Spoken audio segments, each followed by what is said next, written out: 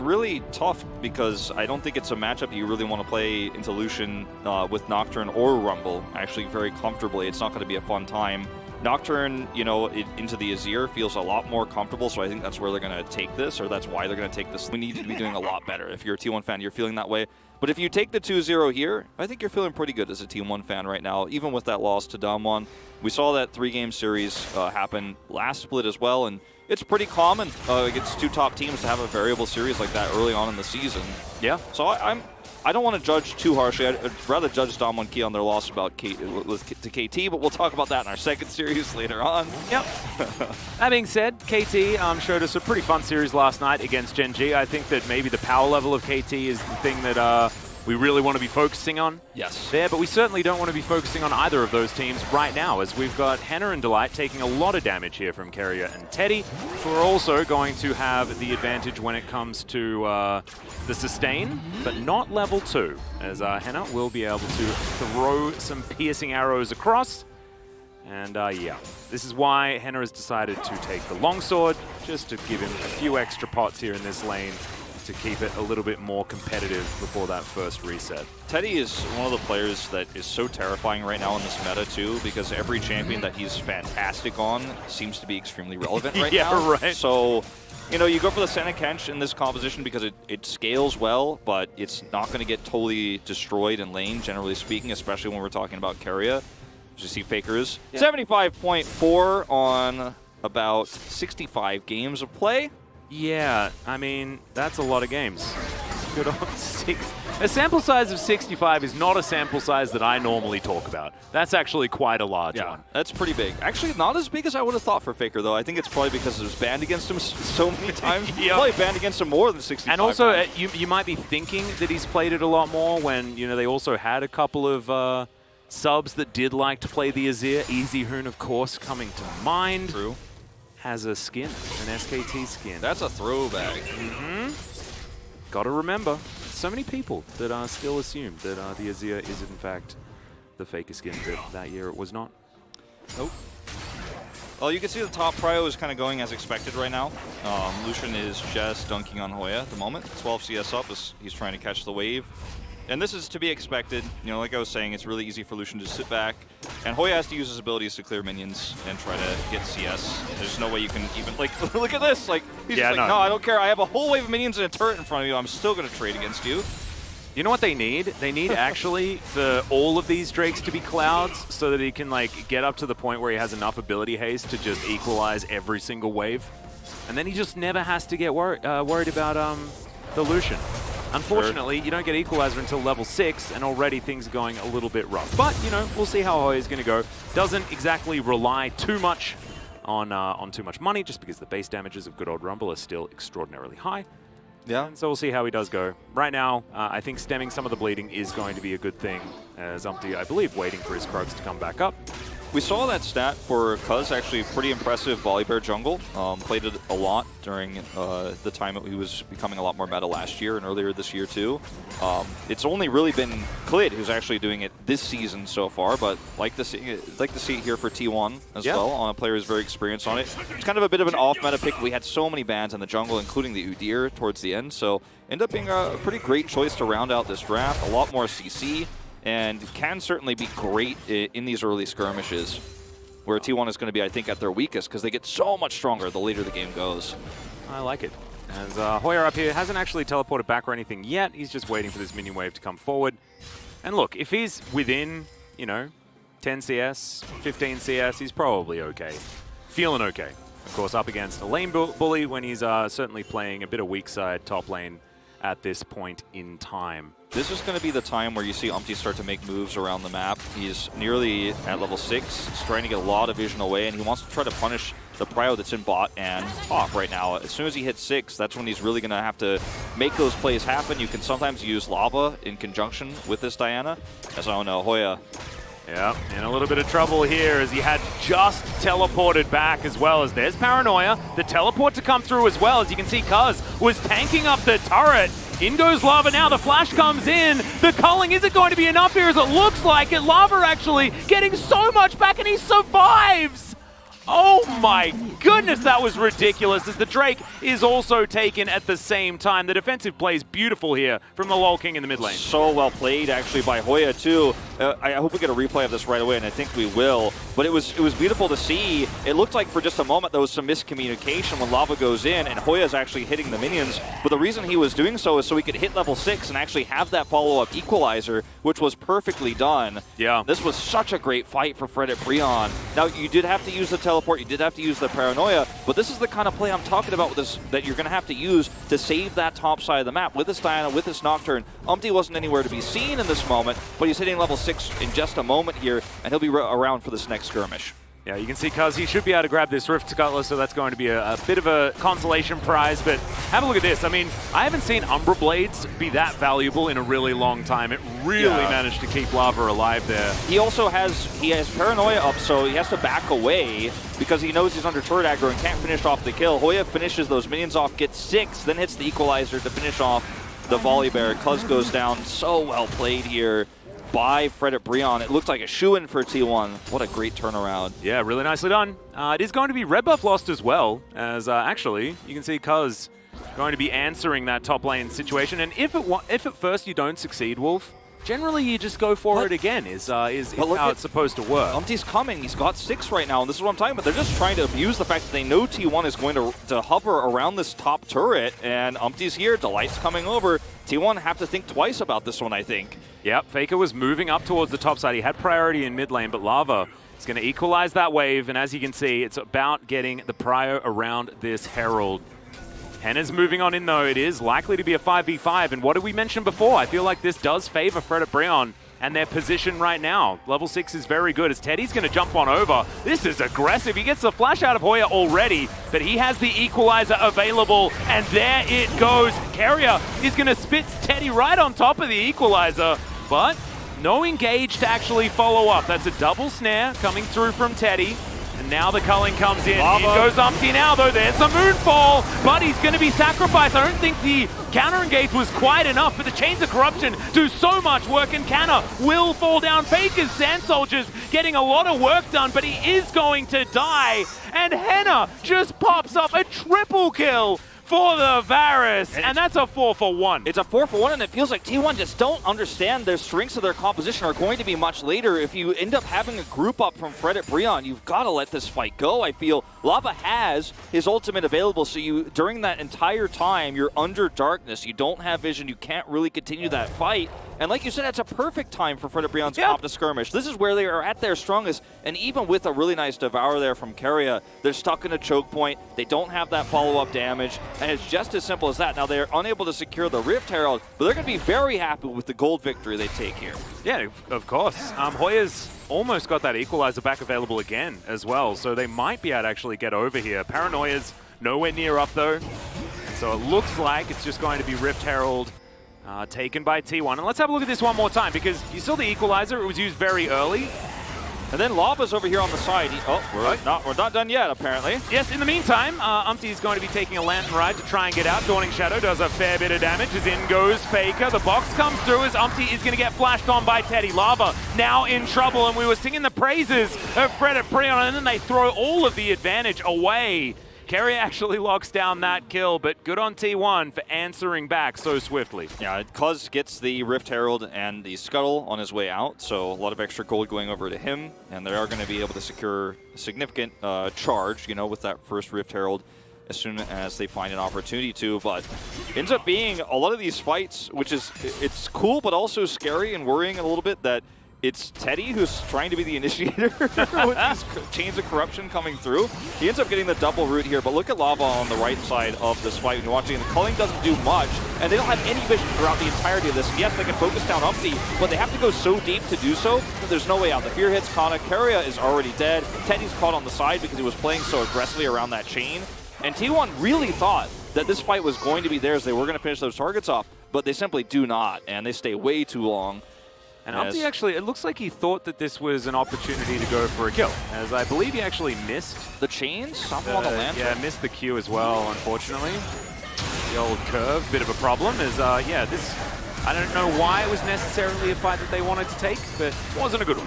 Yeah, I mean, the chain stops from touching the lantern right away. Then there's a ward on top of it, so clicking on it's difficult. I think if he gets the lantern right away, he probably gets out just fine, but he took a lot of extra damage before he could take it and gets finished off. There's a lot of range on T1's composition, and it's going to get even worse. Oh, yeah. The later we go into the game. You could see it in this fight here. If you get caught and you're on the run, you're probably not getting out. I mean, T1's comp is a fine wine. It's just going to get better and better and better. And that's why we were talking about, you know, Fredabreon wanting to really get things done a little bit earlier. It's a little bit awkward, right? Because Diana doesn't come online very quickly. When she does, she's very powerful, but she doesn't necessarily control an early game. And we can see that by Kuz, you know, winning out as far as farm is concerned. The Culling not going to find a kill under Hoya, but all Kana wanted to do is make sure that he gets some spare time alone with this top outer turret. And a lot of different compositions. There's the equalizer. Yeah, there it is. Okay, he's going to be fine here, but they're going to get these plates. Someone's going to have to come up here. Yeah. I mean, we're seeing the rotation up from Umpty, but I don't know if that's enough. Like, they might get the whole turret here.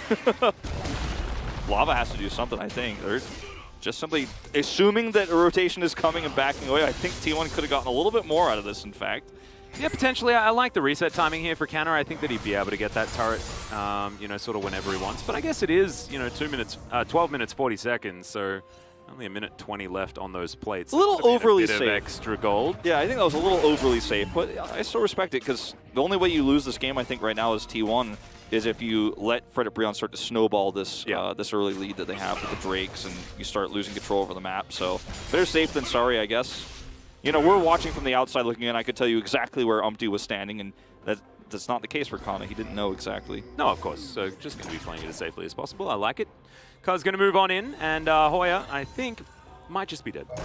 Looks that way. Yeah, this is real rough. Barely doesn't have Flash available, and Dawning Shadow is going to fly on through and deliver the kill over to Teddy on the other side of the map. And hey, you know, now you can get that turret with the next mini wave. Probably you can get those plates. So I guess it just doesn't matter at the end of the day. They're playing the long con game. Just come over for a second rotation when Hoya thinks he's safe. Yep. And get the punish through.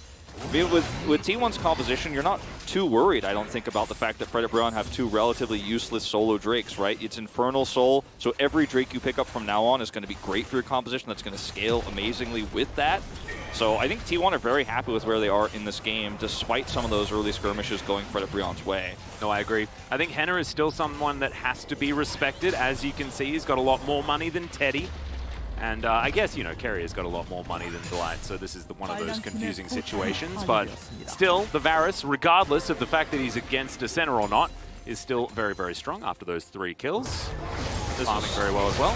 Very basic, not really much to break down here. Volibear does stun, Kana does damage, and the Senna does kill steal. Oh, kill steal. Kill secure. Kill secure. And I also like giving the money over to Teddy because he's the infinite scaling boy and also the one that was making a lot of the proactive plays. Well, I think that's the reason why he uses his ultimate there is because he actually wants that extra gold. Oh, yeah. And that's absolutely the correct play. Just feels bad if you're you know, a fan of the other 2 players. You wanted them to get the kill. But if you're a T1 fan, you want them to win, so I think you're pretty happy. Yeah. I'm hoping that we're past that, you know. Well, you know, I always hope to, but you never know. Yeah, and then you play a game of solo queue and you realize, oh wait, no, people still care about that, don't they? Yeah, no. It's a bit sad. Okay. Teddy, alongside Kanna and Kuz here in this mid lane, just trying to get some priority here. Not a lot to play around right now, as the next Rift Herald Shirley is going to be up in 45 seconds. That's a Chains of Corruption, but they are just going to dissipate into the nether. It's really hard for Fredabreon to get back into control of the game. They have a composition that's not great at side laning either. Like, it's a Rumble we're talking about here, whereas there's Illusion on the other side. This isn't going to work out. Oh, that minion is really dead, though. Yeah. Oh, wait, actually, it's not. It's fine. But, like, you don't have a top turret, so how can you even think about skirmishing for this Herald now? It's just so difficult when the minion wave is here. Look at all the vision that T1 have. Even on the right side of the Baron pit, there's 4 wards around it, so Fredabreon just don't have any way into this. And it's been the case this entire game, right? It's just been T1 with vision supremacy almost everywhere that they're trying to fight around. And you saw, you know, even that play where Kanna backs off, that's because they don't have 100% ultra vision supremacy. They instead go for a play like this. And it's just so comfortable and clean. They know everything that's going on. If they had a Leona or some sort of really strong engage support that, you know, you can't just simply counterplay by dodging a hook or, you know, positioning yourself in such a way where you're out of range of the hook, like the Solar Flare is so powerful.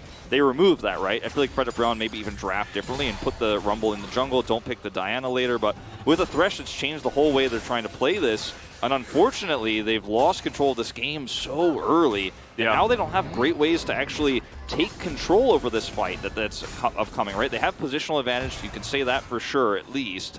But I mean they can't hold on to it. Yeah, I mean, this is the time where Frederick Brown might have an opportunity to potentially find another one of these 5v5 wombos that they desperately want. It feels like their last chance. Yeah, I mean, they just get more and more difficult as this game goes on. So Hoya is going to get discovered. Shirley is going to march towards this turret and will be able to take that one down with a swift headbutt. Now Frederick Brown, the mid lane, getting longer. And they want this soul point so bad. Umpty looking for a very deep flank, but unfortunately, looks like Cuz is going to be able to get in here and take him down. Ulti is going to come forward. Umpty might be able to get underneath the turret here as, okay, maybe an overextension. That's a great lantern from Delight. As there's the Tahm Kench coming on in, but some low health bars here for T1 as Frederick Brown wanting to find one target to take down. Just get a kill onto someone, please. Yes, finally. The Ignite, I believe, ticks down and takes out Cuz, as it is going to be a 1-for-1 in the end. Definitely some limping members of T1, but they still do have a fair bit of control here on the bottom side. Faker now getting to work on this outer turret, a teleport. He still has on through. He still has Emperor's Divide here, and I look at this fight, and for Frederick Brown trying to approach this and trying to turn this around, even with the low health bars, is going to be a challenge. But T1 don't feel like they're okay with risking this. They're going to back off. They know that Frederick Brown doesn't have vision around this right now, so it ends up being a pretty crazy moment here, too. Umpty has to flash, still gets ulted on. The Lantern is perfect, and Hoya Paranoia is right beforehand to help hopefully secure this for him. It was a very risky play. And yet, Frederick Brown still can't trade anything back here. Kana and Carrier is so low, but if you stay long, you just get absolutely crushed by Faker, who's at full health when the skirmish does get to this point, the apex of it, if you will. And it's like, well, gotta walk away here. And we're going to have a repeat now of this Drake contest, but a lot of the tools are gone here for Frederick Brown now. But also a lot of flashes are now down for T1 as well. As you can see, Carrier and Teddy both flashing alongside Canner and Cuz. That was 4 out of 5 flashes for T1. So, yes, ultimates back and available majoritively, as we're still waiting for a bit on the Abyssal Voyage and Dawning Shadow. Okay, in goes Faker, finds 2 with the Emperor's Divide, and that is the target that he wanted. And is taken down, and now that's a guaranteed Drake. Of course, the Emperor of Shurima comes on through here for T1 as Faker. He was the one with the flash and the ulti, and as I was saying it, there he goes. What he was using it for. The flash going to make your Shurima shuffle super long range there. Gets his way in, has a massive ultimate there. Is going to drop down a turret here in the mid lane and help push this one out. And I mean, Frederick Brown, there was very little chance they had to actually take this, even with the Paranoia just barely coming back up before the fight. They had Umpty's ultimate ready too, but sadly, all it takes is just one clean engage from Faker in this position, and that's all you need. There's no vision here. Delight steps a little bit far forward here with Henna, and Faker says, no, you can't be here, that's not allowed. Double knockback, that's all it takes to just literally win the game, because now I don't think Frederick Brown have any chance of coming back into this one. I mean, it's going to be nigh impossible. Faker says, I'm going in. And there they go. That's all he has to say. All too easy. He said, let's take a look at the Drake now. Managed to take down the turret in the mid lane, chuck up that Sun Disc, get everything working out here. And Frederick Brown, I mean, the use by date, sometimes, you know, you can get away with a few, like maybe a day after the use by date on your thing that's in your fridge. I don't think you want to wait any longer than that. And Frederick Brown, I mean, the days are starting to tick by. You can smell it with the fridge door closed. No. I hope not. As T1 now just looking at this Baron, and they're just saying, Frederick Brown, we're happy to fight you no matter what. And they may not even need to turn here as Umpty wanting to wait for that 50-50 opportunity, but it looks like T1 just going to back away. Don't want to risk it. Umpty is going to have like a 5-man ult. I mean, it has to be the Ultra Wombo, right? Yeah. And Henna needs to not die instantly. Like 5-man ult with Hoya equalizing all 5, and then maybe I mean, this is, by the way, lethality Varus, so the scaling of that into this composition is, it's okay, but it doesn't feel like you're really going, well, at least Henna, you know, he's getting stronger too. Kind of, but not really actually into this composition, so it just, it's really frustrating as Reddit Brion because they did have such great control over the game after that first fight. The second one, T1 turns it back around a little bit, and they lost control of the Drake in that one moment. Yeah. When Faker Emperor's Divides, and like that's when you see your whole game flash by because there are a few more opportunities in a team fight to take the exchanges there, but now T1 just have way too much damage. Yeah, and also, you know, like we were saying, it's more and more difficult as the minutes tick by for Fred Brion, unfortunately. Henna going to take a bit of damage from the Piercing Darkness. Checking in on some of these builds, Canna's feeling very good about what he's collected so far. Essence Reaver as well as his Gale Force already online with a cheeky last Whisper there. The Grudge probably coming in for that one as Delight looking for a bit of a counter engage. Carrier flashing over the wall. I like the idea of Fred Brion going for the Tahm Kench, but isn't going to work. Do get the flash though, and that's good news. T1 now on the bottom side. Canna and Kaz are going to just take care of this outer turret, and that gold lead will extend ever further. Yeah, I mean, for the next fight, you know, T1 have the opportunity to look for a Baron fight if somebody gets picked. If there's a small overextension for Fred Brion, they get the Baron for sure. They can play around Vision there. Once they end up clearing this wave, I think they might just head right over there to clear that up. And, you know, for Fred Brion, if you see that they're kind of hovering around the Baron pit, you have to kind of group over there because you can't give that away at this point. Otherwise, T1 could just sit back and wait for that next Infernal fight. And T1 doesn't need to rush this game by any means. They can just sit back and let it go. The one thing they don't want to give over, of course, is Soul Point. But besides that, it's a pretty much choose-your-own-ending adventure here for T1. And all of the options are pretty good. The longer the book, the better. That's what they say.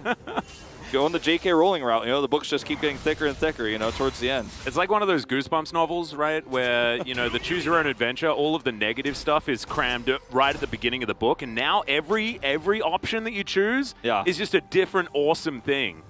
It's like turn to page 82 to win, turn to page 106 to win. Yeah. Oh, which one will I choose? It's like turn to page 75 in order to take this dark alleyway.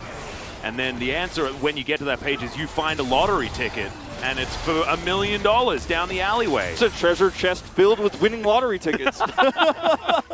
Yeah, things certainly feeling pretty good here for T1. However, I mean, maybe Fred Brion can put it together, but they haven't been able to so far.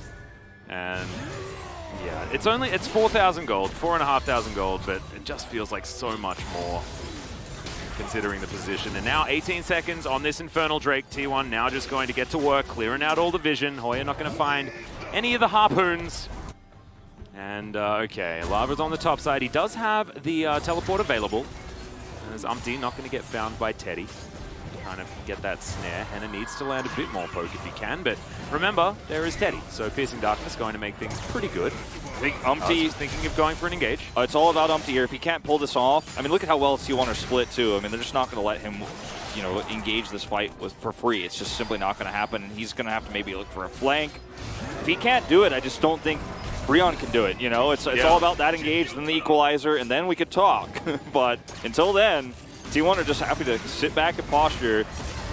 T1 haven't even lost a turret yet. The amount of map control that they've had this game is just ridiculous. Okay, this Drake getting taken down very low as T1 are biding their time, waiting for their opportunity. Cuz going to move in, but he's going to lose the 50-50, and there is the wall set up by the equalizer, and it is going to be Soul Point given over to Fred Brion as T1 decide they do not want to go for it.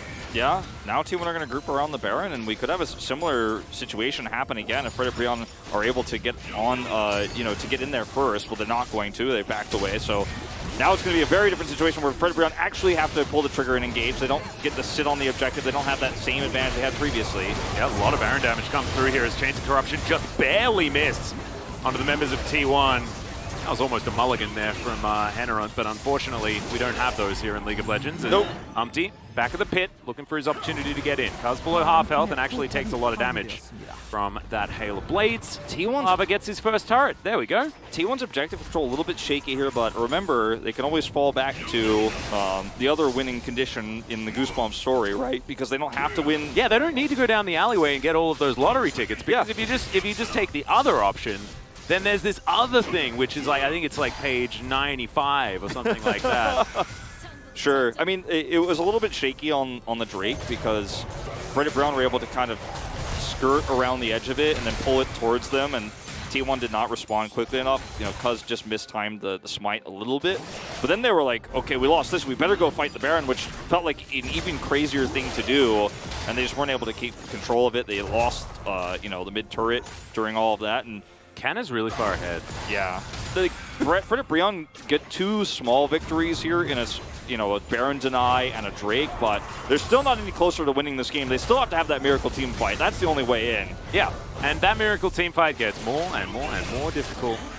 As Hoya could be just dead here. No, it's just going to flash himself out of the way. He does have a stopwatch there, almost to be a Zhonya's as well. So that's definitely good news. Also, I mean, put together the Proto Belt. So going to be able to dash cannon around if you'd like to. He's Flame Horizoned this game, but it's a terrible matchup that you have to play. And because they decided to go for the Diana jungle, which unfortunately now at this stage of the game is so difficult to pull off, and she isn't really getting fed. You know, like you were talking about, she spikes kind of late. She's really been kind of suffocated this game, unfortunately. And, you know, farming. But the problem is that the relevance of Fred Brion is just getting lower. It's sort of like the opposite. Like the entirety of Fred Brion as a composition is getting worse and worse, whereas Diana wants to get better and better, and it just doesn't really work. And this is one of those games where Hoya looks, you know, bad, but it's not really his fault. Is where I was kind of going with this, because, you know, he got put on a rumble into Lucian.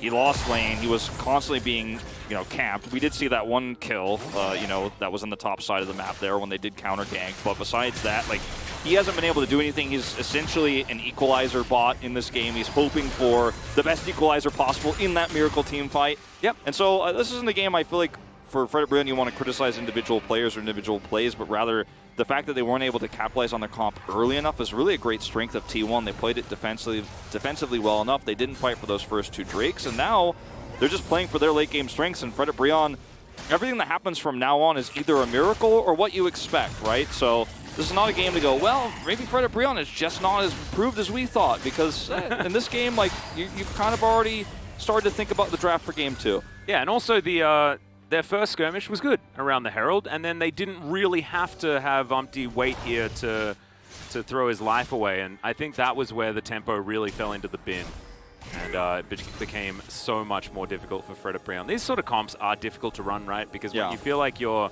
like, T1, they're against Fred Brion, whereas Fred Brion are against T1 and the clock at the same time. Exactly. It's not really fair. He gets his Zhonya's now, Umpty does, which makes that, you know, really tough engage. It feels like, okay, you can go and set that up, then you can go golden, and then hopefully do a little bit more damage in the fight. I mean, that's what you have to do.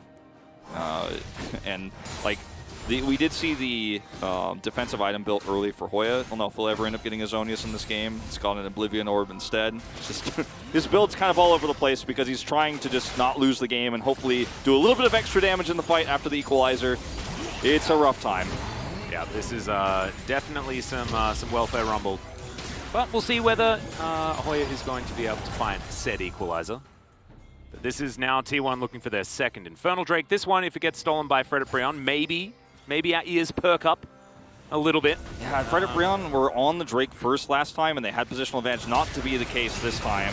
All right, Faker is going to get Moonfold. Okay, that's a decent Emperor's Divide, though, and Carrier comes through, gets the Devour, and now the answer comes in. Lava has to get out immediately. He's exhausted as Carrier is just orchestrating this fight so beautifully.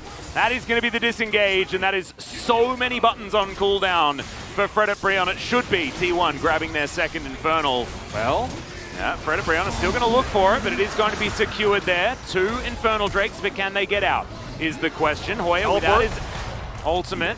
Teleport that is going to be, ultimate is going to be used from Cuz to get him out of there. Lava just going to get into the mid lane to try and utilize that positional advantage. Fred, I mean, they don't get the Drake. They're not able to get any follow-up kills here, even though T1 had to use their ultimates kind of defensively in that awkward trade in the middle of the map in the mid lane. They're still not able to get anything out of this, sadly, and it's so frustrating because I felt like that was almost a gimme. You know, it looked like maybe this is the best fight you could have ever hoped for. I didn't think we'd see a fight like this, and yet still the damage is just way too high. It's not even about the ultimates or the combos for T1. It's just about the scaling. They've got a death cap for Faker in this game. You don't see those too often. And they also, once again, it's the Tahm Kench into a comp that wants to dive and delete a target and things like that, right? And Tahm Kench feels just so happy about it. Situation working out very well. Carrier did just mechanically play that last fight extraordinarily well. It's a perfect demonstration of how good the Tahm Kench is into comps like this. He's also got the QSS, so it's like keep dreaming, Yeah. like oh, it feels so bad.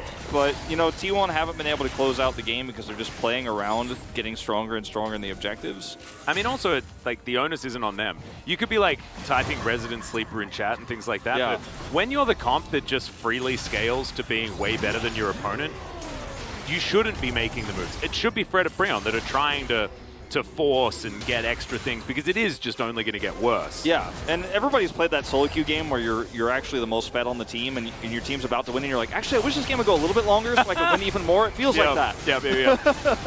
It's like New Game Plus. Yeah. There's not really much of a point as here's the paranoia. Let's see whether the steal can come through. No, that's not what they're focusing on whatsoever, as Emperor's Divide doesn't really get a lot of work done. Preon going golden all over the place. Umpty, though, finds himself in the wrong one. That Moonfall did absolutely nothing, as there was no follow-up. Hoya dies like he is made out of plasticine.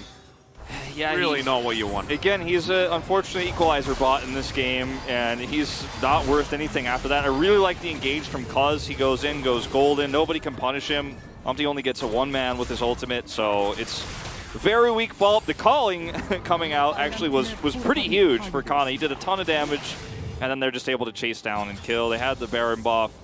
I mean, what are you going to do?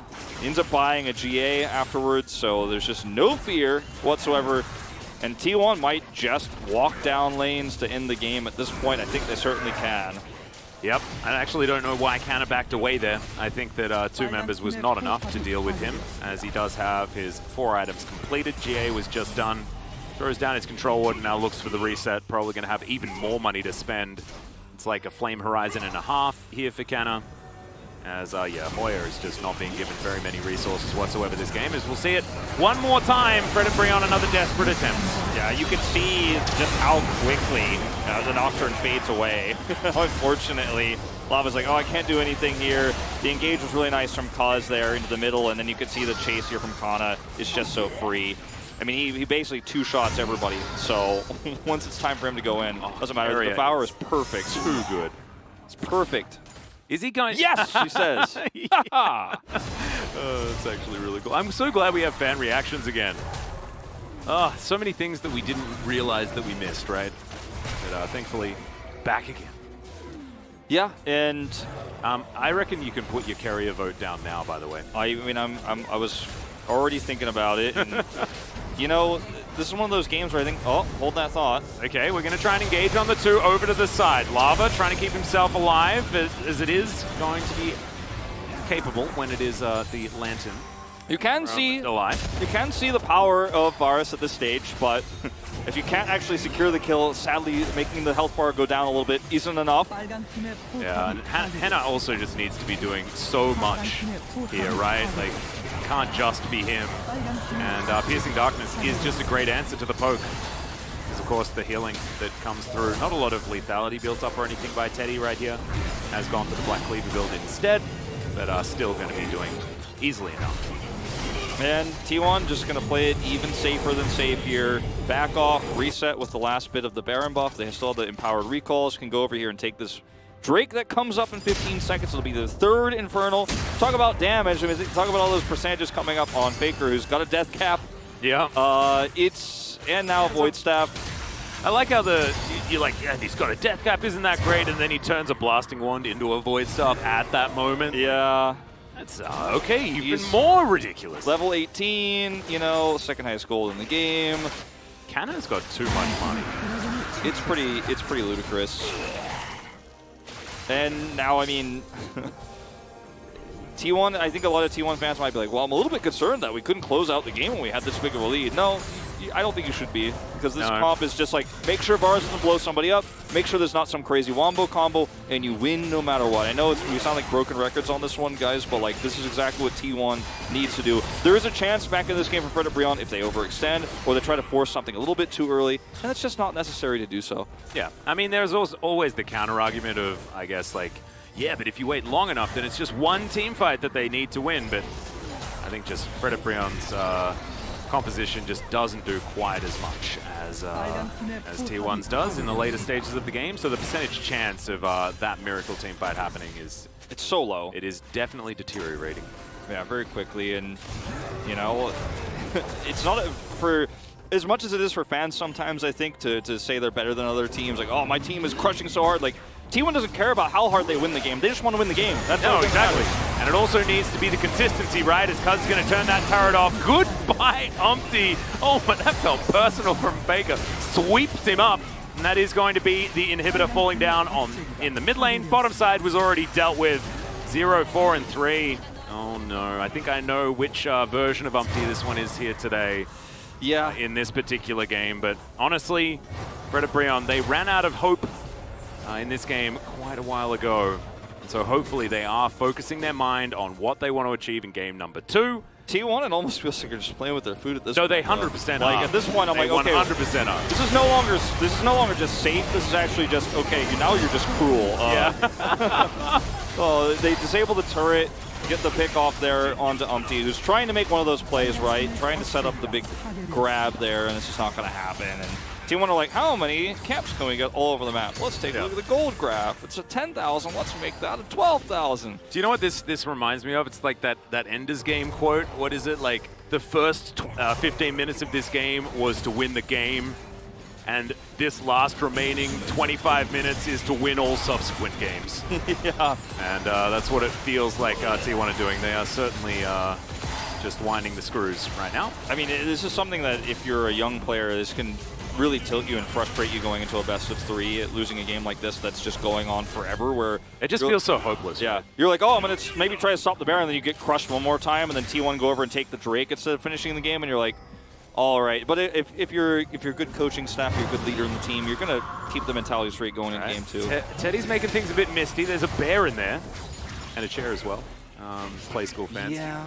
As T1 now just going to back towards the Baron. I think they can just start it off, but I think if they lost a 50-50, that would hurt Cuz's pride a little bit. As Umpty's going to flash to try and get out of the way. The Lantern is there. They tried to get the control ward down on top of it, but unable to do so.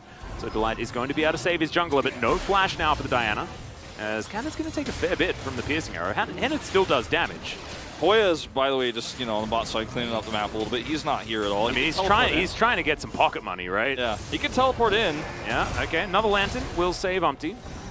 As Piercing Darkness now getting to work on the rest of T1. As, yeah, Hoya is certainly a bit of a garbage man this game, taking care of the minions on the bottom side and in the mid lane as the base is in a bit of trouble. But now he's teleporting in. The Baron has been taken down. The lights have been turned off, but now Lava goes in. Moon falls onto 4. It looks real good. Is it going to be enough here, though, as they take down Cuz, but they trade it for Lava. And now Teddy feels like he's unanswerable. Hoya comes on in. The Flamesmith is doing some work, but meanwhile in the back line, the other AD carry is smacking down Fred and Brion. Faker, he was in the fight at the beginning, and then he left, and then he comes back again. And now they're teleporting to the mid lane as Canna's like, all right, I'm fed up. I think this Flame Horizon, all this fun that I was having before, is going to be enough here as Carrier going to get the lick onto Delight, and we're going to have some supportal combat just before this Nexus is going to be taken down as T1 will finally put Fred and Brion out of their misery at 40 minutes on the dot. Yeah. Nasty game here, actually, to the end of the day here for Fred and Brion, sadly. But it's all you can hope for is that one wombo combo. They get it in the end, but there's just so much damage on T1's side they don't care. Sure, you kill Cuz, but Faker just walks out of the fight